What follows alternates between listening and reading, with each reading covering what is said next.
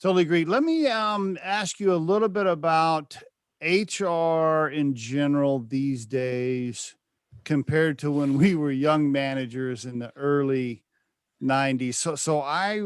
So let's see. I started interviewing people in 87 or so, 86, 87, something like that. When I worked at the little convenience store in my hometown. And then I was a manager of $1 million location by the time I was 21. So I've been hiring people for a long time. Long time. I think back, and then I was in the music retail industry. And for the folks that are listening to the podcast, I'm talking about, when you had to drive to the store and buy music on a cassette or LP or CD. I managed the music retail for a long, long time and was a district manager. Anyway, my point is I was in retail and been hiring for a long time. And my wife now works for a major retailer and has been there for a long time. And so I compare the past when I was in retail management compared to my wife today being in management and retail, and some of the shit she tells me that employees get away with. I'm like, what? And I'll just give you one example, and then I'll let you tell me about the differences between the old days and now. She tells me that she'll be like, yeah, they can do what's called these no call, no shows. No call, no show. I never knew what that term meant, by the way, until she explained it to me. This is where somebody doesn't show up for the shift, doesn't call, and then just comes back to work like 2 days later, like they still work there, like nothing's wrong. Anyway, they can do these no call, no shows, like 3 of them or whatever, before they even get written up. And my wife's telling me this, and I'm listening. I'm going, what are you talking about? When I was a manager in the early 90s, if you didn't show up for your shift and you didn't call me, you didn't work there anymore. Right. Exactly. So, yep. How's it? Do you feel that shift yourself as a manager, back then compared to now? And how did we get there? Oh, wow. Well, I don't think that's a podcast. I think that's a book, Steve.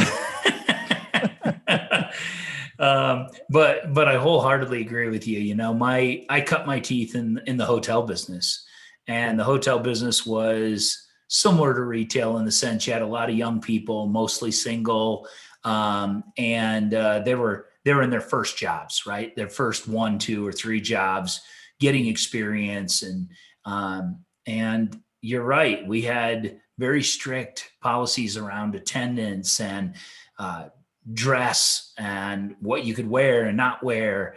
And if you cussed out a customer, you were gone. You didn't get 3 strikes. It wasn't 3 strikes and you're out. It was 1 strike and you're out. And the no call, no show, we called that job abandonment. That's what we called it. Right. That's what we called it. And so, and it's at the risk of sounding just terribly old, right? It's kids today, right? It's kids today. And, I can remember, my parents' generation talking about kids today when I was the kid, right? And I just think it's different.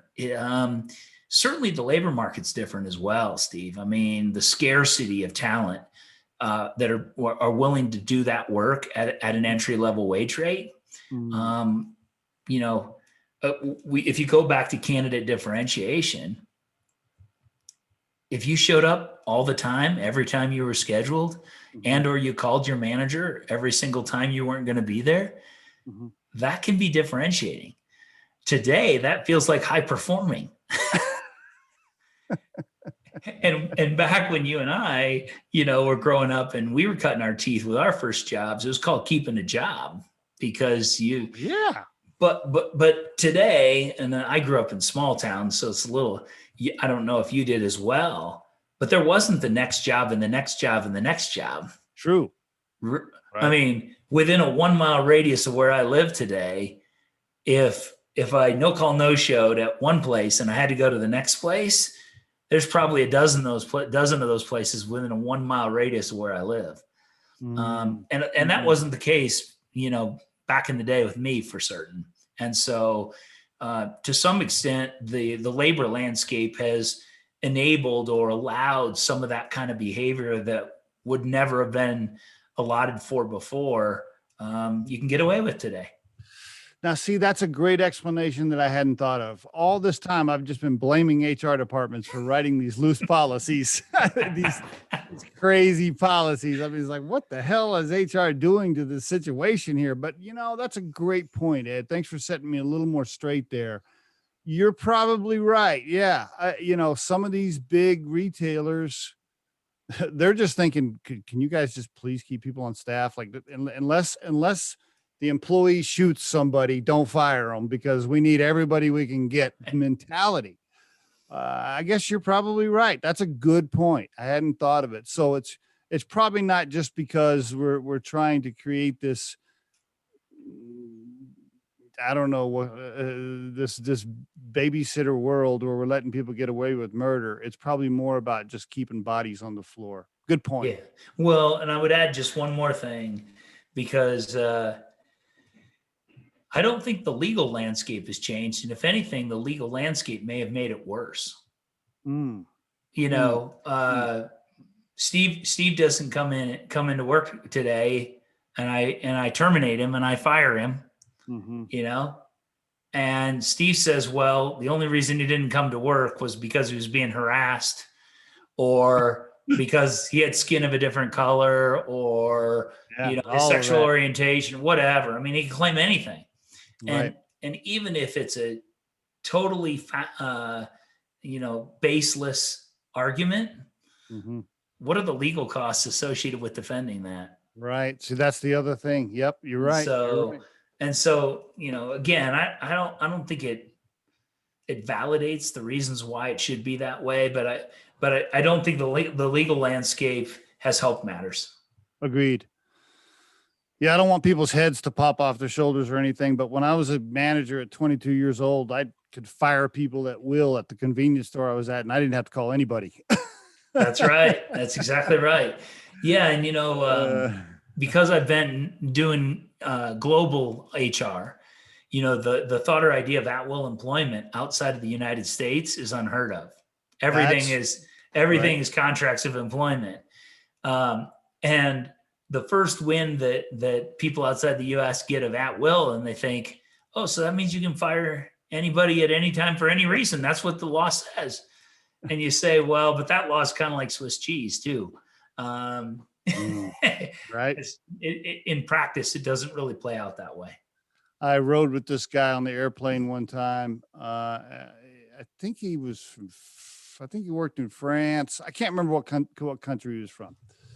But he was just telling me, he's like, bro, once they come to work for us, I literally can't fire them unless they're like a terrorist or something. They're literally there for life. Like, plus they have like 12 weeks of vacation and 2-hour lunch break and this and that. He's like, it's crazy over here what they can get away with. And I don't know, it feels like we're edging more that way, but I hear some of these things where the employees are getting away with murder. And by the way, I'm not saying I'm not an employee advocate, because I do want great places, healthy places for people to work. I think all of that is critical. But as a business owner, and once you become a business owner, you do see things a little bit differently when you're an entrepreneur and you have your own business. And then you're watching Johnny or Sally take advantage of the situation, and you see it a little bit differently. Yeah. And I agree. We're moving more towards, contracts of employment and that sort of thing. But it is the United States of America on the global marketplace is still the wild, wild west. That's crazy to think about. That's right. Because if you have a U.S. perspective, you're certainly seeing it trending more towards a legal and mandated environment instead of the other way. But we're still the wild, wild west relative to the rest of the world. So I worked for this greenhouse outfit one time where there were lots of entry level folks out in this giant greenhouse working bedding plants, and the owner, he was an old school guy. He was probably 75 years old. And this is in the 2000s now. So I'm speeding up my time when there were a little more, strict guidance around certain HR things you're supposed to follow. Man, he would just walk through the greenhouse. He would see somebody goofing off and he'd just be like, "Hey, you get your shit and get out." I mean, he would just fire people just right on the, there was no write up. There was no HR. There was none of that. It was like, "Hey, go up and see Johnny. He'll give you your last check." Yeah. I always used to think to myself, man, whew, those were the days where you could just get rid of bad employees. Yeah. Go ahead. Well, I was just going to say that when you start saying the good old days, it's again another sign of your age. I know. I put out a podcast tip on this topic one time, and I'm guessing it was a millennial. Not to pick on the millennials. I don't want hate mail from all the millennials. Well, the millennials was like, you're the reason, you're one of those old school reasons in the scars of mean bosses from the past. And I was like, no, I just want employees to show up and do the work they're getting paid for. That sounds awful harsh to me, Steve. Oh man, just show up on time, show up when you're supposed to. And by the way, for the listeners, the last thing on this topic, back when, like you said, when me and you were managers, you considered it job abandonment, right? If you were scheduled and you didn't show and you didn't call, job abandonment, you're fired. Just as a reminder, folks, we didn't have cell phones back then, and you were still expected to call. These days, people don't call and don't show up, and they all have a phone, and they could have called. That's absolutely right.